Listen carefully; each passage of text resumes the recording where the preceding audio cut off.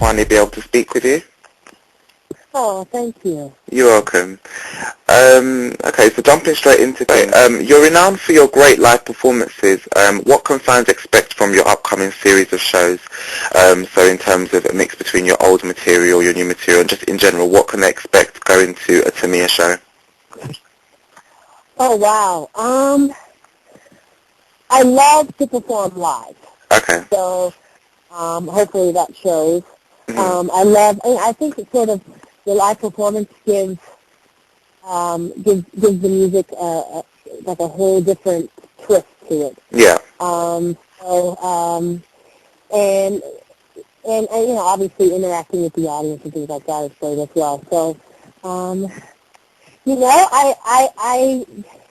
I don't know what to say people should expect to see, but I love to perform. So if you've never seen me perform live, Yeah. that's definitely, I would say, that's my strong point in all of everything. That's great. Okay, so the trek starts in New York on May the 17th, right? Yes. Okay. Where else in the US will you be hitting on the tour? Oh, everywhere. I'm sure everywhere. It's just a matter of sort of routing and things like that. So I'm sure it's gonna be a lot of different cities. But I know it starts in New York. May 17th. Yeah. Yeah. Okay, so speaking of the album, Between Friends, you released quite a few singles thus far, so Can't Get Enough as well as Almost, and Me, I think, as well. Are there any plans to release any more tracks from that record? Oh, wow. Well, you know, three songs from one album nowadays is a lot. I know. So, I mean, do I think there are a lot more great records on there? Yeah, I do. Yeah. So we'll see how that goes. But right now it's sort of about the tour. You know, promoting it. Yeah. Because there seems to be quite a lot of calls from fans for tracks like, you know, Too Grown for That, and as well as The Way I Love You as well. Those are tracks that fans seem to be, you know, really eager to get the single treatment. But as you said... Oh, really? Oh. Yeah. But yeah, okay. So what'd you say? That's a good thing. Yeah, it's a good thing. The album is very, very good. There's a lot of potential singles on there. I really do love the album. So yeah, I had a great time performing, you know, just putting the album together. Yeah. Hopefully that shows. It definitely did show. Great album. Okay, many fans are also keen to know whether you have any plans to release a live album or a DVD, perhaps of this tour that you're embarking on now. You never know. You never know. I'm not sure. I'm not sure. I've been approached to do that a couple times. So it's just sort of, if everything sort of falls in place, you know. It's independent. So all of those things cost money. They all cost money. So it just depends. It just depends. I would probably say a live album before a live DVD. Okay. So we have thrown that around a couple times. It has been considered. Okay. Also, just lastly on the album side of things, people also wanted to know why Between Friends wasn't submitted for it wasn't submitted to the Grammy committee. I don't know if you heard anything about that. Some of the fans were a bit perplexed as to why it wasn't submitted. I have no idea. No idea? I don't know if we missed the cutoff date or what. I don't know, because they were all very eager for you to be nominated in the R&B category. I do remember that around the time the nomination deadline was, and they found that it wasn't submitted. Oh, really? I'll have to beat someone when we get off the phone. Okay, then. I'll have to beat someone that works for me when we get off the phone. We just killed someone. I hope you know that. Okay. So in 2004, you severed ties with your then label Atlantic. Okay, and then you went on to launch your own label Plus One, releasing your material on that front. Was it a conscious decision not to re-sign with another major label? You know what? I just wanted to be in control of my own sort of my own career, my own destiny. Uh-huh. And it gets old, always, I didn't want, and I also wanted to be in control of my own calendar. Okay. So, in order to do that, you have to be the boss.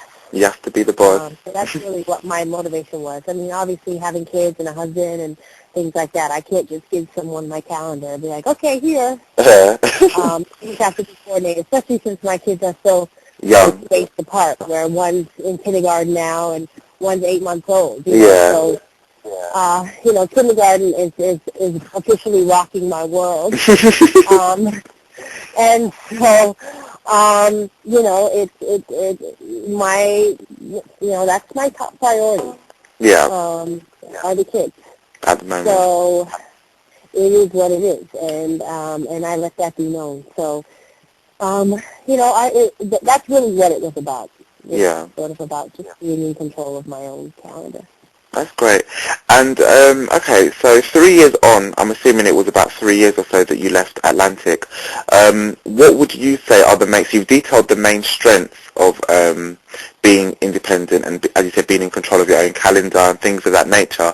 But what would you say is perhaps the main drawback of going it alone, so to speak?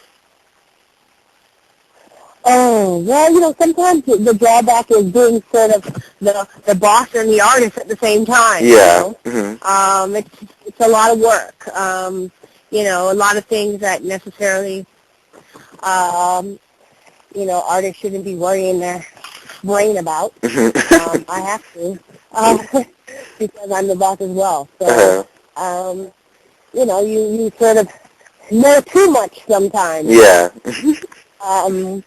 So I think, that's one of the drawbacks. And obviously another big drawback is the machine. Because when that machine, that big sort of big label machine gets going, it's a good thing. Yeah.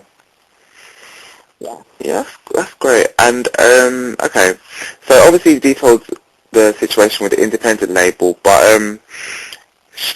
is the major label route one you would re-embark on should the opportunity present itself? So if a major label now approached you tomorrow...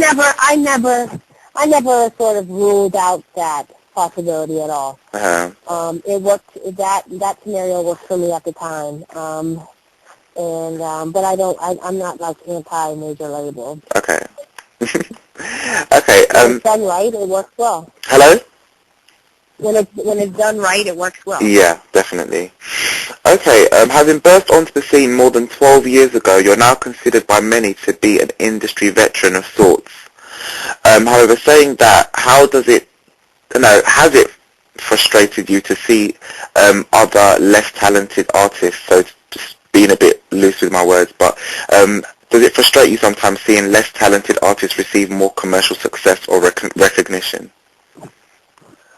No, not at all. I mean, I understand sort of the game that is played, and I understand obviously about marketing dollars and things like that. Yeah. So, and then quite frankly, for anybody right now, it's hard to sell an album. Definitely. I don't care who you are. The industry is definitely in a decline, and sales are definitely a lot lower than they were even against a year ago. Yeah, I mean, people who are in top 10 wouldn't even be in top 20. Top 6 years ago. Yeah. So, so it's definitely the game has changed a lot, and so I mean, it's about sort of growing and learning from the industry.